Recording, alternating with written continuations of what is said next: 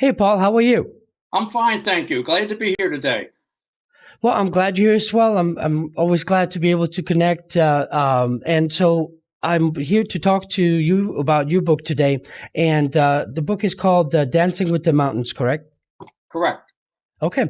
Well, I always do it backwards. Welcome to the Ozark Mountain Publishing author series. And so today is your turn to discuss your book and how it came about, what your inspiration was. So I guess without any further ado, let me ask you to get into your background information and how the book came about. My background information. Well, I like to tell people I dabble in the literary arts. I had a number of books published over the years. Probably my claim to fame was in 1991. I did a book about Pearl Harbor, which made the bestseller list. I tell people it made the bestseller list for 2 days, 6 hours, and 10 minutes until the next Pearl Harbor book came out. But that was my claim to fame. Also did a book on the Patapsco River called The Patapsco Baltimore River History. Did a book about the old Baltimore Colts, the old NFL team that's now somewhere in the Midwest, known as the Midwest Colts. And the title of that book was The Cowgirl and the Colts. Also did a book, a young adult novel called Flight of the Shadow Drummer, which was about a Civil War drummer. And of course, my latest book is, as you said, is Dancing with the Mountains. And this didn't start out to be a book at all. What had transpired was in 2009, I had retired from gainful employment. And some people question whether I was ever gainfully employed in my life or not. And one of my bucket list dreams was to hike the Appalachian Trail. And that's what I did. And the inspiration for hiking the Appalachian Trail came from my father. When I was 9 years old, we were at a state park in Maryland, Patapsco State Park. There's the connection with the Patapsco River book, right? And I'll never forget this day. We were down by the river, the Patapsco River, and they had a swinging bridge, and we didn't walk too far or too fast. And my father said when we got done, he said, one day we're going to hike the Appalachian Trail. And that hit me like a thunderbolt. I had no idea what or where the Appalachian Trail was. I know it sounded exotic, right? It sounded like an Indian trail, the Appalachian Trail. And those words stuck in my mind. And then years later, I actually worked as a park ranger at Patapsco State Park. And then later on in 2008 now, my father was a late stage Alzheimer's patient. And I was getting ready to retire. And I was cleaning out my desk drawer and I came upon these articles about the Appalachian Trail. Of course, now this is back in the late, let's see. Oh, these articles were from the 1980s, kind of before the computer age. And they said, well, if you want more information, go to your local library or write the Appalachian Trail Conservancy. But that put the seed in my mind about hiking the Appalachian Trail. And then I went home to my wife. Her trail name was Rainbow Bright for short. And I said, I got this epiphany. I said, we're going to hike the Appalachian Trail. And she said, when? I said, well, as soon as I retire. But I had to get my foot fixed because I was suffering from stiff toe. So I had trouble walking. So in 2008, I had surgery to repair my foot. In the fall of 2008, my wife and I, we started taking training hikes. And in March of 2009, I retired. Had cake and punch on that Friday. That Monday, my wife and I woke up at Springer Mountain, Georgia, ready to head out for 2,178 miles at the Appalachian Trail. So that's how the book started. As I said, I did not set out to write a book. There have been a number of books written about the Appalachian Trail, most of them trail journals. When I got done, people said to me, they said, wow. They said, Paul, you got quite a story. They said, you had some fantastic experiences, met some extraordinary people. They said, you should do a book as a healing process for other families who are experiencing disease such as Alzheimer's, dementia, or cancer or anything like that. And so I took their advice to heart. I sat down And finally, after a couple of years, I put it all together. And then I thought, wow, I thought this is, people would read it and they'd say, oh, it's not a trail journal. They said if it's more of a spiritual journey. So I started looking for a publisher, and then I found Ozark Mountain Publishing. I sent them a query letter. They later sent them the manuscript. They liked it, offered a contract, and the rest is publishing history. So please do tell then. Let's get fully into the book then. So what? So basically, what was it that then? I guess were you? So was it an epiphany, or was it something that was happening to you while you were on this trail? Can you please describe that a little bit more? It was the events on the trail. When I started out, my sole purpose, I was going on 59 years old. I guess my goal was to prove that 60 was the new 40, or try to prove that, right? And then I guess from the very first week, it dawned on me, this is going to be more of a physical journey. It's going to be an emotional journey. And then it turned out to be a spiritual journey. And that was through the people I met at the beginning on the trail. And I tell the young people that are hiking, if you want to experience the trail, it's not just the hikers that you meet. It's the people the day hikers. It's the people in the town. And I equate this hike as, I don't know if you're familiar with the El Camino de Santiago, the Pilgrim's Way. No, I'm not. It's a pilgrimage trail, dates back hundreds of years from medieval times. Traditionally runs from southern France, Saint-Jean-Pied-de-Port to the Compostela de Santiago. So it is probably close to 500 miles. And this is the route that the pilgrims have to a spiritual journey. And when I got done hiking, I realized that I had experienced a spiritual journey. The Appalachian Trail had become my El Camino de Santiago. Okay. So please continue. I don't want to stifle your thoughts. It began really the first day. So my wife and I, we got down to Springer Mountain, Georgia. That is the southern terminus. And traditionally, the hike went from south to north, ended up in Mount Katahdin, Maine. So we went down a day or two earlier. I had a shuttle ride to the parking lot near Springer Mountain. You had to hike down a mile to the official starting point. And there was an elderly gentleman there. He was kind of the gatekeeper. His trail name was Many Sleeps. Elderly gentleman with white hair and a beard who signed you in and gave you some advice and answered some of your questions. So we had to backtrack to the parking lot. And there was a kiosk there in the parking lot, just the kind of sign thing about the Appalachian Trail. And there was a gentleman standing there, and he was dressed in green. I took him for maybe a state park employee or maybe a national park employee. So as we passed, he stopped and chit-chatted with us. So he said that he was a through hiker.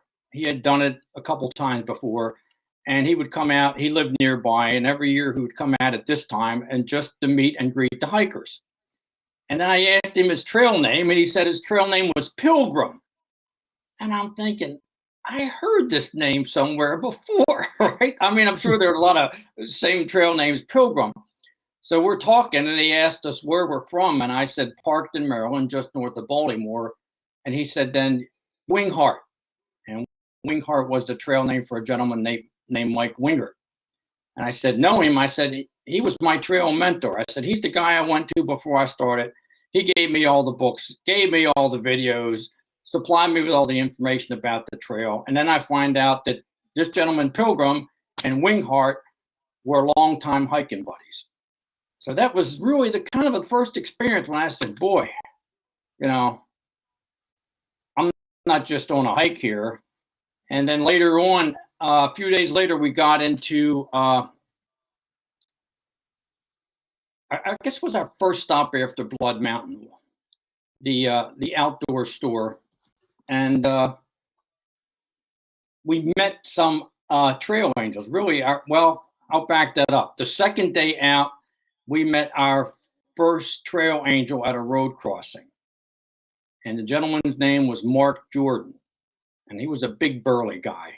Kind of looked like a young Santa Claus type, and he had an Army field jacket on that indicated he was with the Army Rangers. And then I noticed when the gentleman was coming up to talk to people, he had a puppy in his arm, and on his feet he had sandals with socks. And I took this guy to be, looked to be an old hippie kind of guy, but he actually was a former Army Ranger, an officer in the United States Army. And talking with him, he was involved with trail photography, and I guess he was a counselor. I called him a trail mystic. And before we were talking with him, he said, Paul, he said, you're a stranger in a strange land out here. He said, this is really your first long distance hike. I said, yes, it is. He said, you're going to relive every moment you had in your life 10,000 times or more over. He said, but keep moving to the light. That was his words to me. Keep moving to the light. He said, and the longer you go on the trail, he said, the brighter the light will get. So that was, I'm thinking, oh man, what kind of hike is this, right? Right.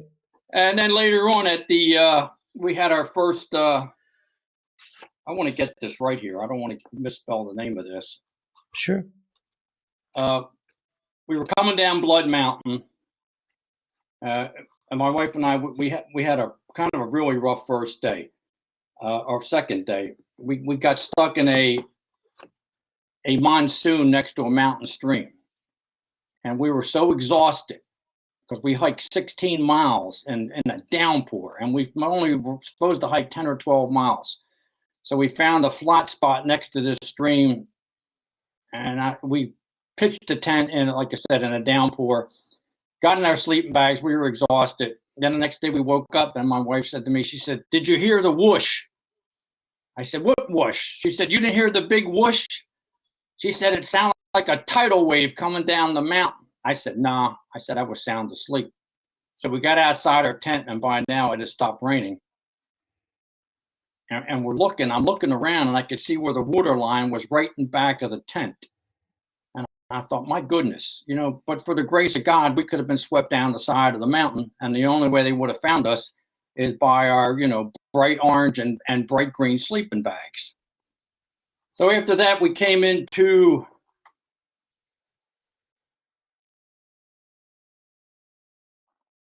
I'm going to get the name for you because I always mispronounce this. Neil Gap. And at Neil Gap, there is a store called the Wallace Mountain Crossings at Wallace, and it's an outdoor store there. So there we had our first encounter with a trail angel, and the lady's name was Susan Miles, and she ran an Appalachian Trail ministry. And what she was doing was she was cooking hamburgers for hikers that were passing through. So she's a trail angel. What trail angels do for you on the trail is called trail magic. So she cooked hamburgers. And my wife and I, we were hiking down Blood Mountain, which was a steep hike, steep rocky hike. And we didn't have much sleep the night before. And we're about halfway down the mountains. And I said to my wife, I said, do you smell that? I said, we're like bloodhounds. She says, yeah. I said, what's it smell like? She says, it smells like cheeseburgers. Well, we bolted down the mountain to get down to the outfitter. And Susie was there setting up her grill. And then she said, we don't serve for another 2 hours. So we had a chance to speak and exchange stories with her. And I said, well, what are you doing? I says, you just serve hamburgers to hikers, because I didn't know exactly what her ministry was about. And she said, oh, no, Paul. She said, we do more than that. She said, we don't do trail magic for the sake of trail magic. She says, we do divine appointments. I said, you do divine appointments? She said, yeah, all the hikers that stop by and have a hamburger are divine appointments. We're here to nurture them spiritually. And I says, and then she looked at me and she says, especially you. She said, because you're a thru hiker, you're going to hike the whole trail. And my wife, she was not a thru hiker. She just set out to hike the first 50 miles or 100 miles with me and the last 100 miles with me because she just wanted to be a part of the hike, which was called Herm's Hike, a fundraiser for the Alzheimer's Association. So that was really the purpose of the hike, to give some kind of meaning to me, my family, especially my mother, for my father's disease. Because my mother was shattered by my father's Alzheimer's. It shook her religious foundation to the roots. You know, she lost her faith in God. She lost her faith in the Catholic Church. About how, and this is a typical response you hear it, you know, from the Holocaust on, how a merciful God could allow these kind of things to happen. And then probably toward the end of the trail, I had some answers for it. But at this point in time, you know, I was clueless as she was. And then Susie Miles said to me, she said, it was no coincidence that you stopped here today for a hamburger. She said, walk with Christ and connect the dots. And as I went farther down the trail, I realized that connecting the dots was kind of a my cosmic portrait, to draw or fill out my cosmic portrait. And it seems like each week that went by, you know, I was connecting more dots along the trail. And so, how long? So, did you kind of pre-plan how long this trip is going to take you, or do they kind of give you an estimate based on previous hikers to say, and right about time you should start here and arrive there? 6 months. 6 months. Wow. 6 months is the norm. We started, I believe it was March 30th, and I was scheduled to, you know, we program mileage and taking 0 days off, that I would be done sometime mid-end of September. And, you know, they say it's 5 million steps. So the year I went, it was 2,178.3 miles. So yeah, that's a lot of steps. And the question at my age, did I have that many steps left in my feet?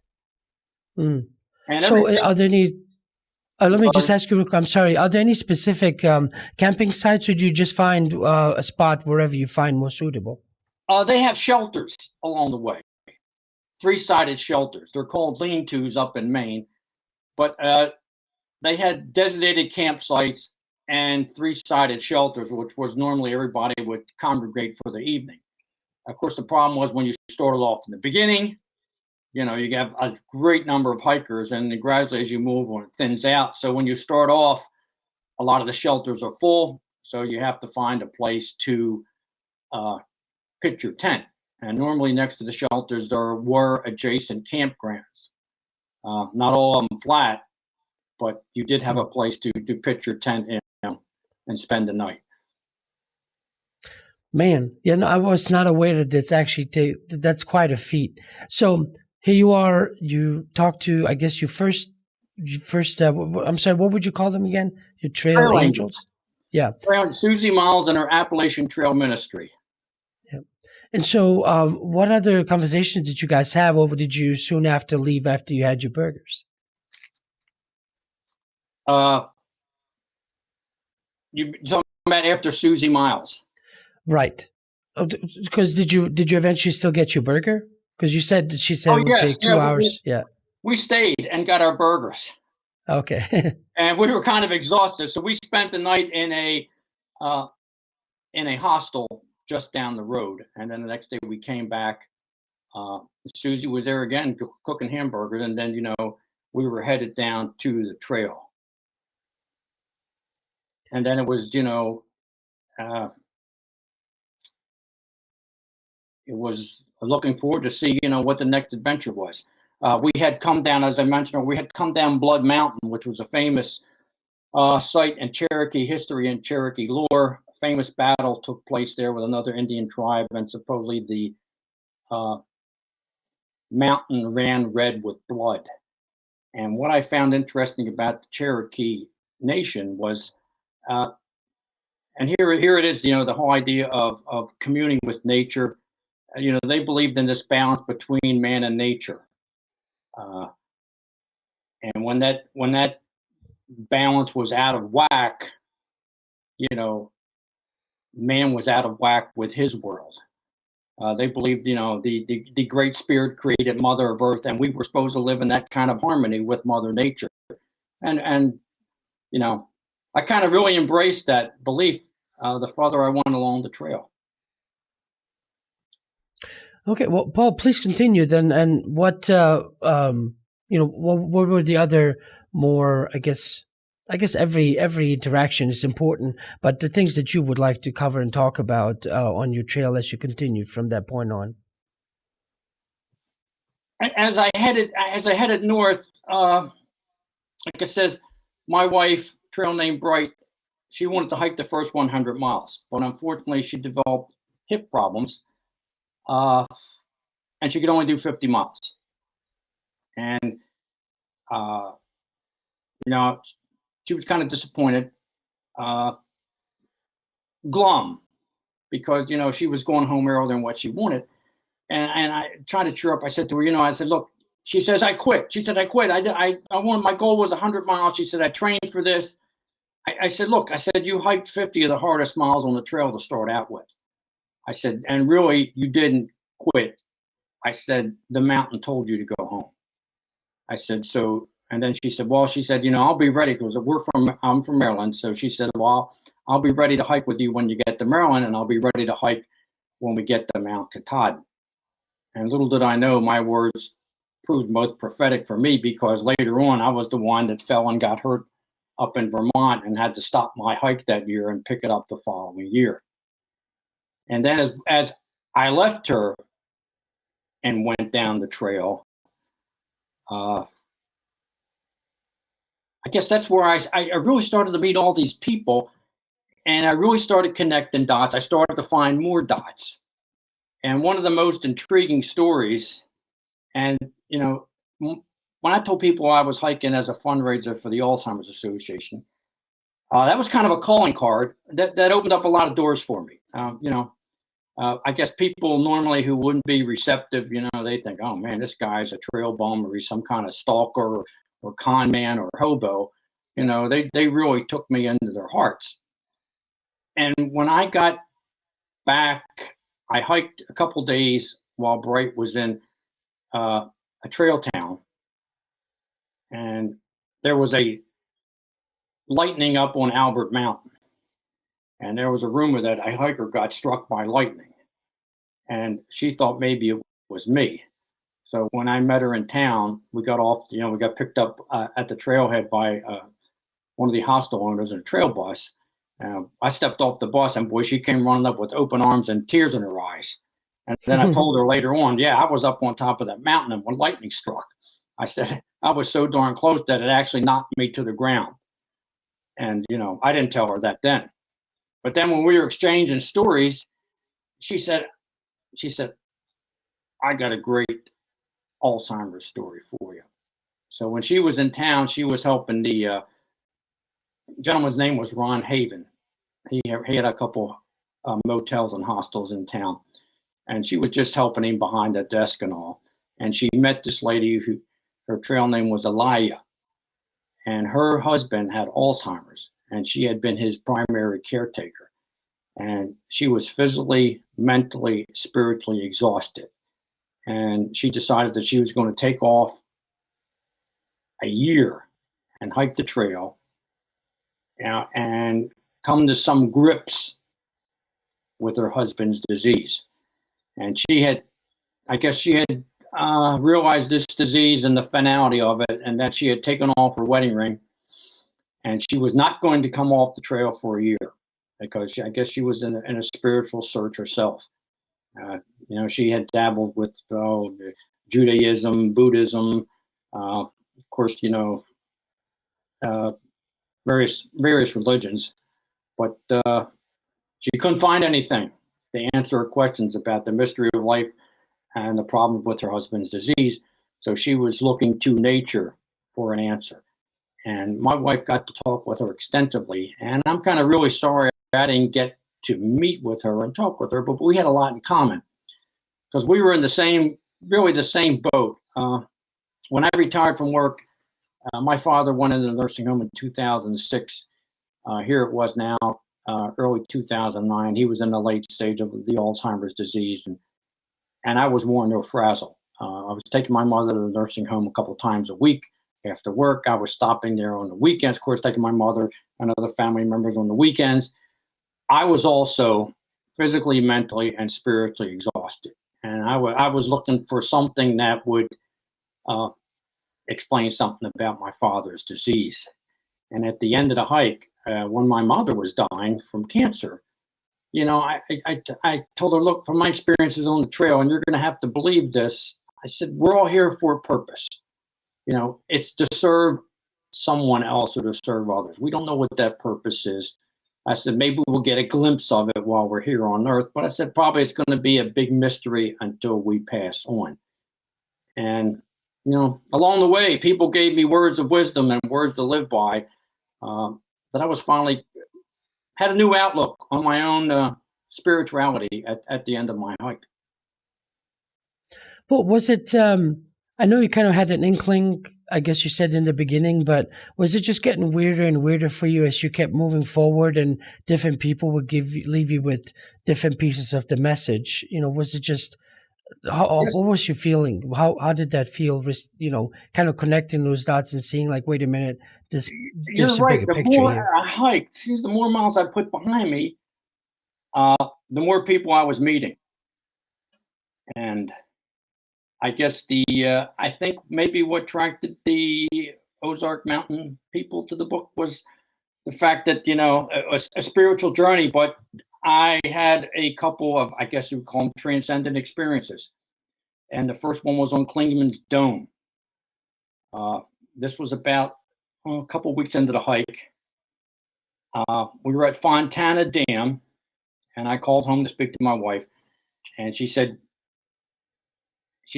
you got to come home. The FBI is at our house. I said, what? I said, you got to do better than that. I said, she said, no. She said, the FBI is looking for you. Okay. And here's the background of that story. I worked for a federal agency. So I was ready to retire. I signed on to be a part of a whistleblower complaint because I thought I was out of the arms of the reach of these people, but I was not. And what they did was the agency where I worked at, they contacted the FBI and said I had threatened to blow up the building. I had physically accosted and assaulted employees, which were total fabrications, but they had to follow through with this. So, oh boy, I had to get off the trail and come home and hire a lawyer, meet with the FBI agents and explain what the heck was going on. And what your agency wanted, they wanted me to officially retire because I had retired on terminal leave.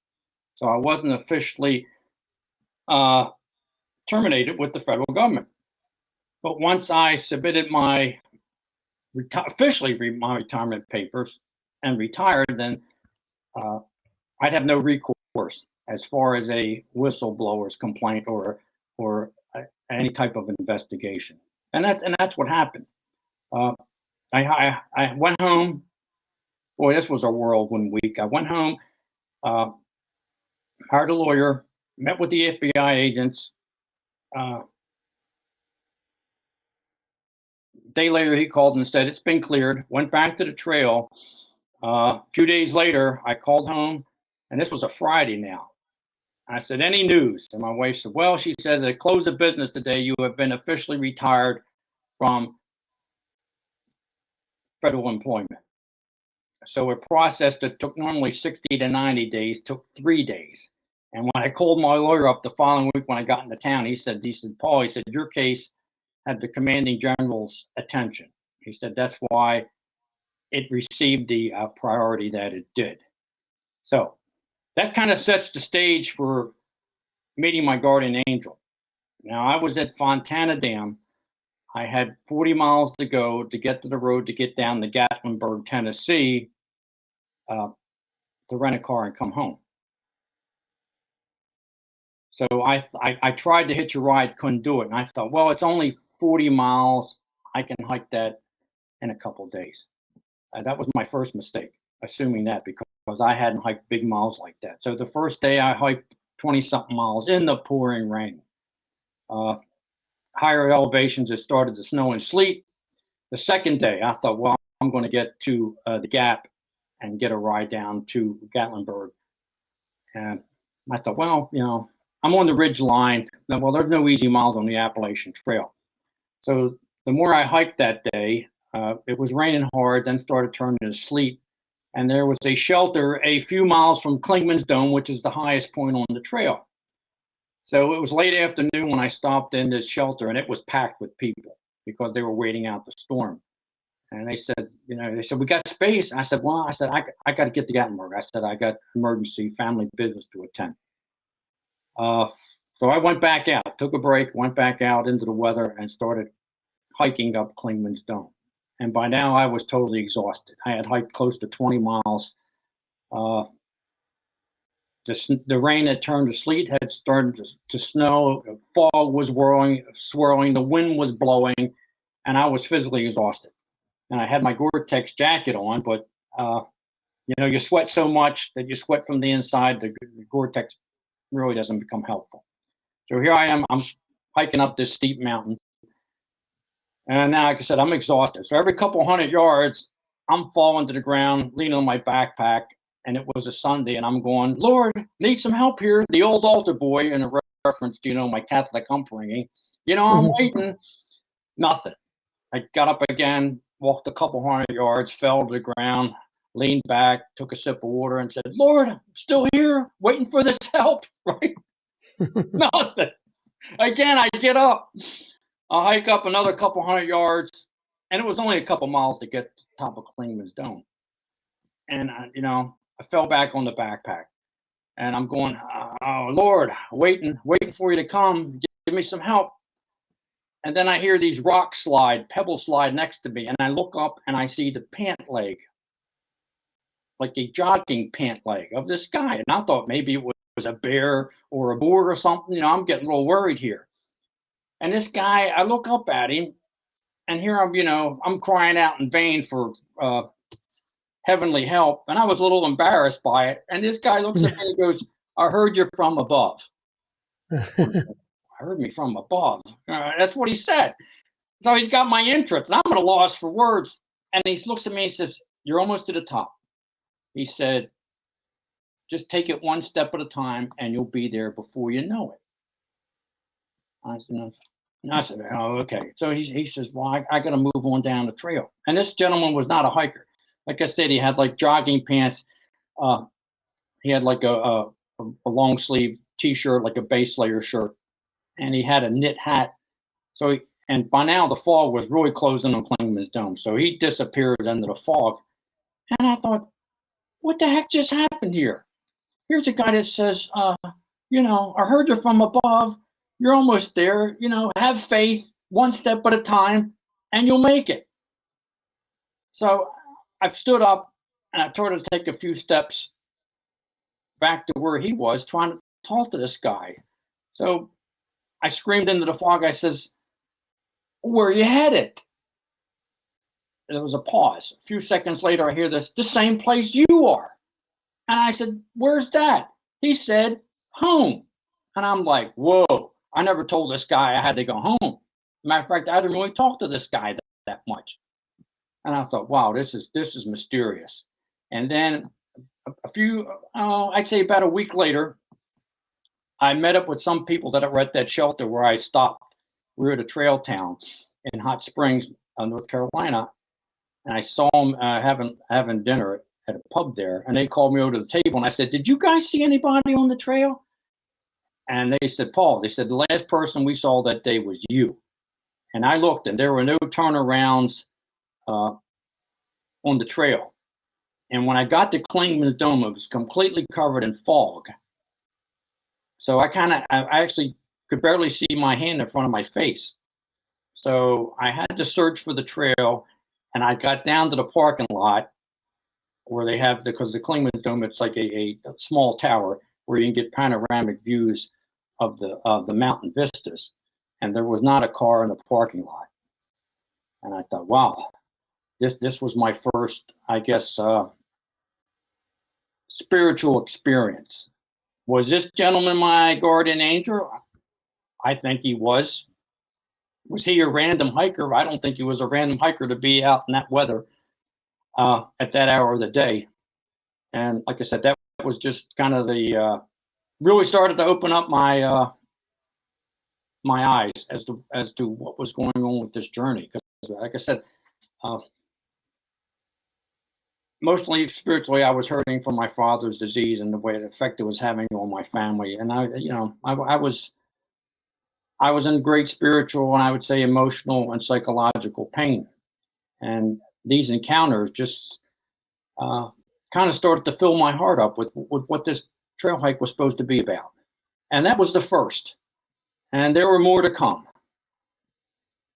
So, well, Paul, I'm pretty sure we could be sitting here and I could be asking you about every single one of them you have in the book, but I'm hoping that people actually, get the book and read the rest for themselves. But the other question I have is, so after all this journey, after everything you've been through, what was kind of generally, what were you left with that you didn't have before?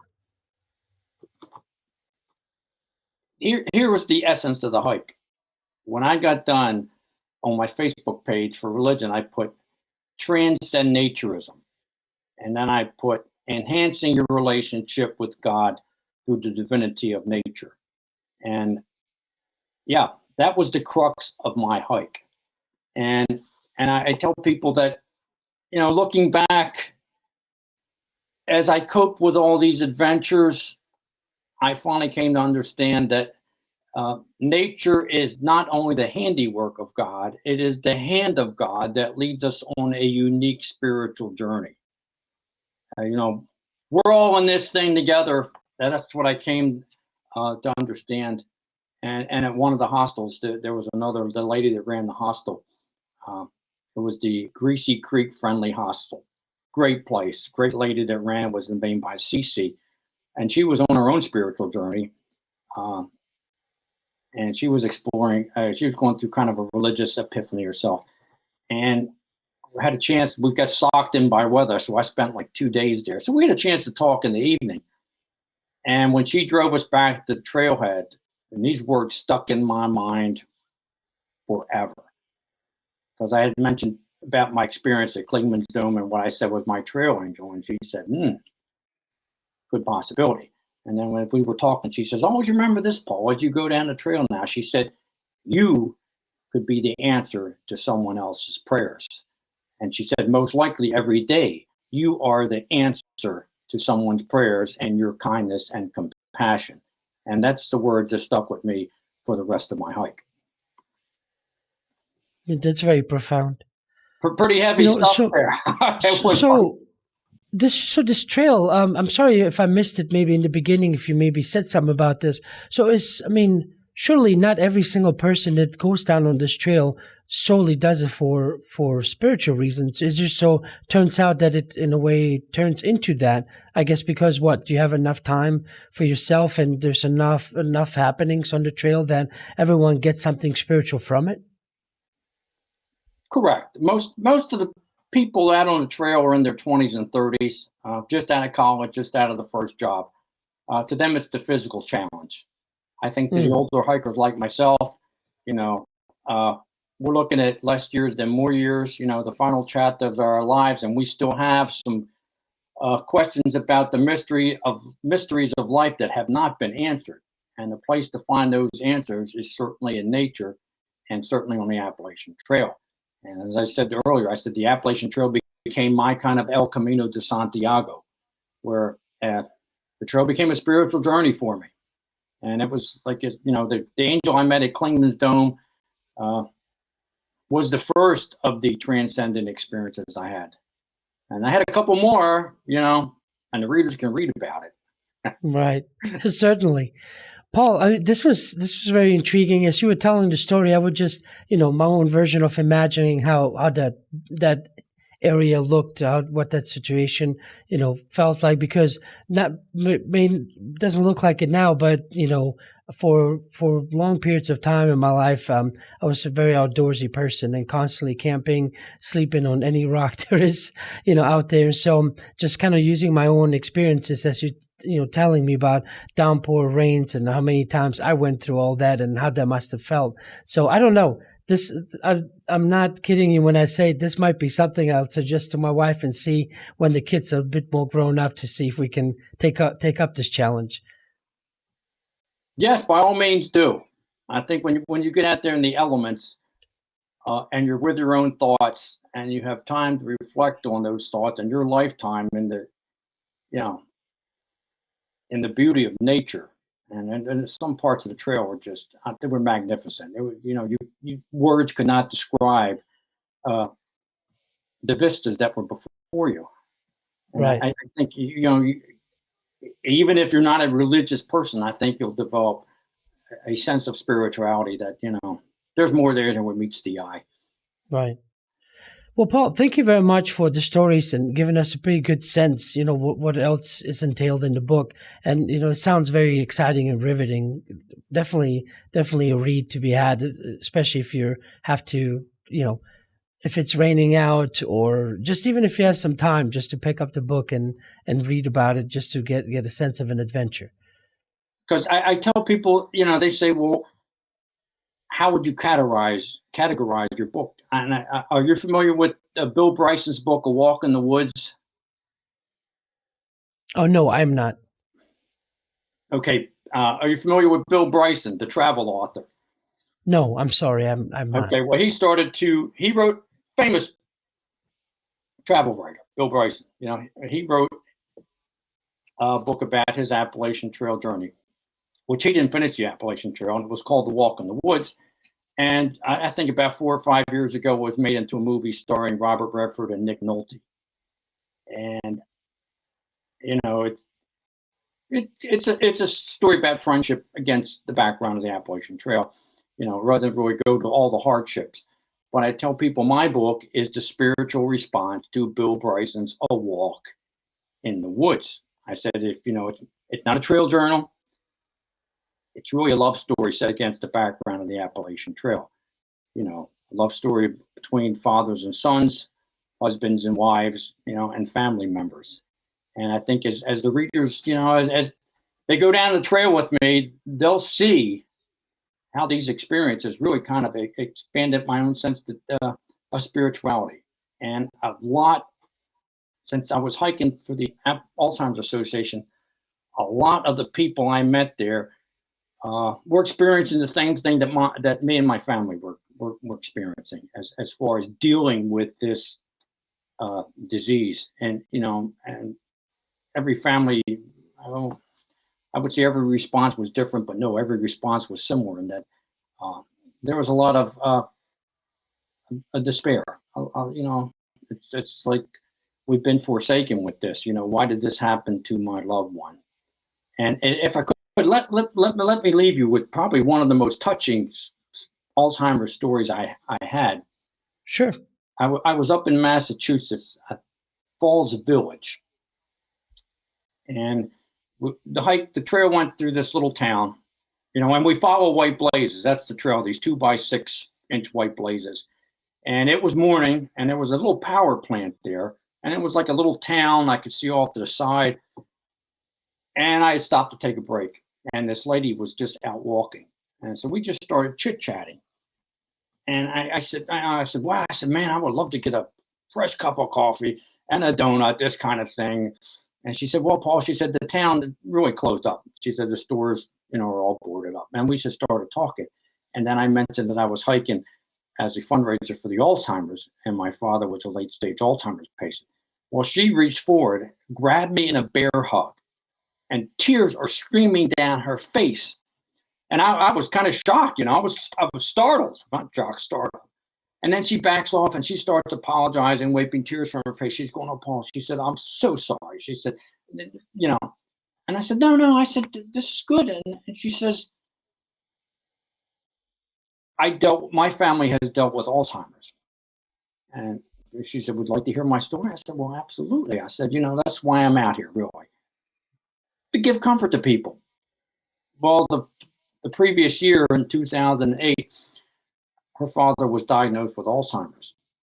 And what he did was he committed suicide by placing a bag over his head.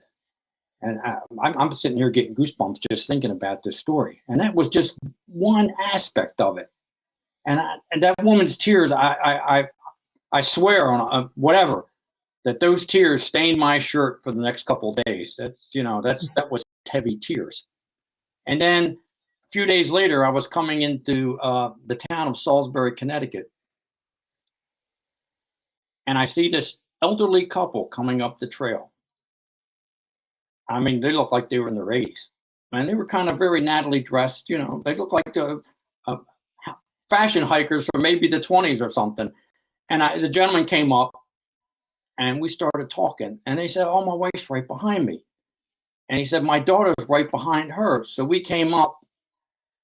We were all on top of this little hill, big hill. And I could see by the older woman's eyes that she was, had dementia and Alzheimer's. So I was speaking with the daughter and she confirmed that. And she said, my mother has been diagnosed with Alzheimer's.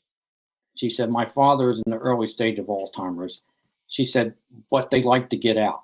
And she said, I will do everything in my power to make sure that these years are the most comfortable that they can and enjoyable that they can have. So here in a few days' time, I had two sides of this Alzheimer's dilemma and gave you a lot of time to think about, how I was reacting and how my family was reacting to the disease. And I hope people... Because you didn't set out to meet all these people that had that Alzheimer's connection. No. That's very interesting. Not at all. It just, like I said at the beginning, when I mentioned I was hiking for the Alzheimer's Association, kind of a calling card. People open their homes and open their hearts and also open wallets to donate to my hike. But boy, some of the stories I got were just stunning. Right. Well, right, yes. Right. Well, Paul, I mean, is there any other, in conclusion, is there anything else you want to leave us with? I would just like to tell people you don't have to go on a long distance hike for a pilgrimage or spiritual journey. You can get the same thing from whether, there's a state park in your area or any kind of park where there's a walking or hiking trail, just to get out and commune with nature. Get out there and be part of nature. That's the healing process. And I always thought, boy, some of these nursing homes, and boy, I experienced that with my father, maybe they should be out next to the woods, the wilderness or wildlife area, because, I think it would put some of these patients more at ease. And that would be my word to people. Get out there and become part of nature. Heal your heart and heal your soul through the power of nature. Well, Paul, thank you for that. I appreciate it. So I'm going to make sure to have all the links to your book and any other information in the description below this video. Thank you again for having this talk with me today. And wow, what a story. So thank you again. I hope we can do this again sometime. And I appreciate you doing this. Thank you for your time. All right. Well, you take care, Paul. Have a good day.